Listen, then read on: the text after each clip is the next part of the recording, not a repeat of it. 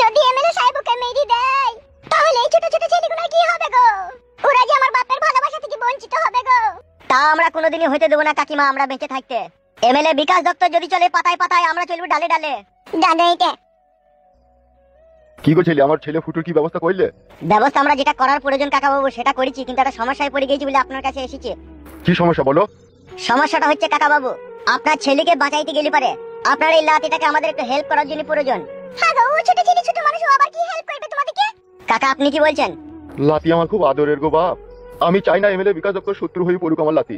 বাপ তো নালি জাহান্নামে গেছে, সে জাহান্নামে যাও, ও কালি যাওয়ার চেষ্টা করো না গো ছেলে তোমরা। কাকিমা আপনি বুঝতে পারছেন না, লোহাকে কাটতে গেলে লোহারই প্রয়োজন হয়। তা আমার লাতিকে লেগে কি করবে গো হা ছেলে? আপনার লাতি আর এমএলএ বিকাশ দত্ত সাহেবের ছেলে একই দেখতে, একই চালচলন, একই কথাবার্তা। মিটি করি লয় তো আবার। আরে কাকা, তোমার নিজের ছেলে ফুটু, তার প্রতি কি তোমার একটু দয়াময় নেই নাকি? আছে বাপ, আমি তার বাবা, তার জন্য দয়া মায়া থাকবে না তা কি করে হয় বাপ? আছে, অনেক আছে। তা আমার লাতিকে লিয়ে যেতে চাইছো কেন সেটা আমি বুঝতে পারছি না। বলছি দাঁড়াও।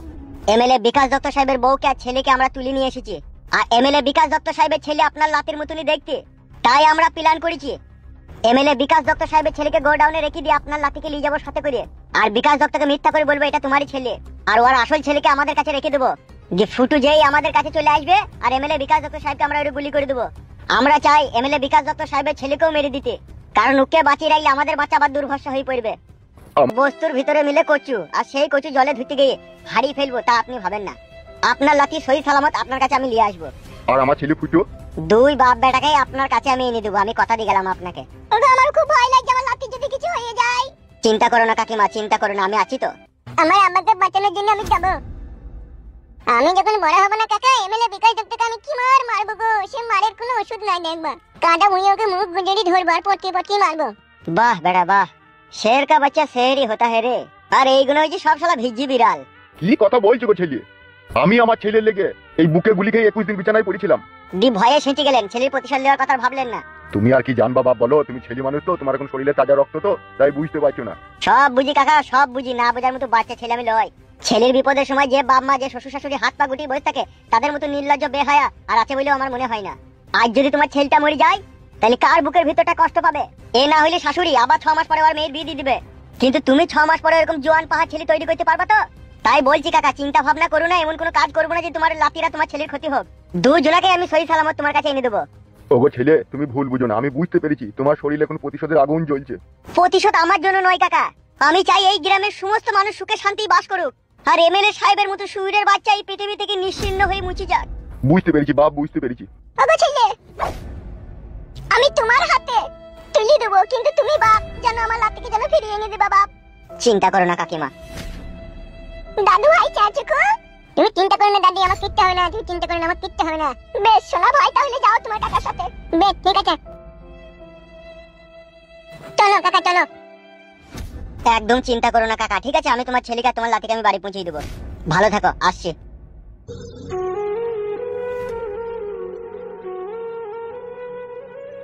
কাজটা কি ঠিক হইলো ভাগো? জানি না গো গিন্নি নারকেল বেগম, তবে এটুকু জানি ভগবান যা করে মানুষের ভালোর জন্যই করে। জানি না আমার লাতিটার ভাগ্যে কি যেন ভগবান লিখেছে। আপনার মতো একটা মানুষকে কত সহজেই কাবু করে দিল। আপনি তো একজন এমএলএ, থানা পুলিশ তো আপনার হাতে, মার্ডার করছেন না কেন আপনি? আপনার জায়গায় যদি এতক্ষণ আমি থাকতাম না, বংশ শুধু বাড়িঘর চালিয়ে দিতাম।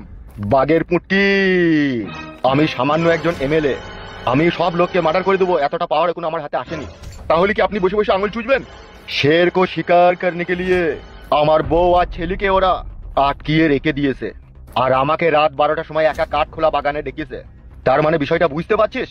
কি জি বলেন বিকাশ দত্ত বাবু? আমি বুঝতে পারবো না সেটা কোনো কথার মধ্যে পড়ে? ওরা আপনাকে অ্যাকচুয়ালি মার্ডার করার প্ল্যান করেছে। না থাকবে বাঁশ, না বাজবে বাঁশুড়ি।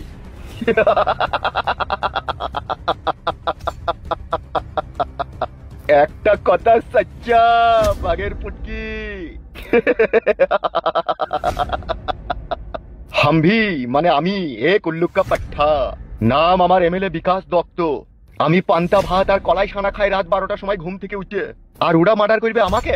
তাহলে তো পান্তা ভাত খাওয়া রাত 12টার সময় আমার বিফলে যাবে রে বাঘের পুটকি। মাথাটা কিরকম গপ গপ করছি, মাথায় কিছু ঢুকছি না বিকাশ দত্ত বাবু। তোর ওটা মাথা না পাড়ার মাথা? আমি রাত 12টার সময় ঘুম থেকে উঠেও চিন্তা ভাবনা করি যে কাকে কোন রাস্তায় লিগে মাইলি রাস্তাতেও টের পাবে না, মানুষ টের পথ দূরে থাকবে। কে আবার ফোন করলি ফেদা মুকুরা?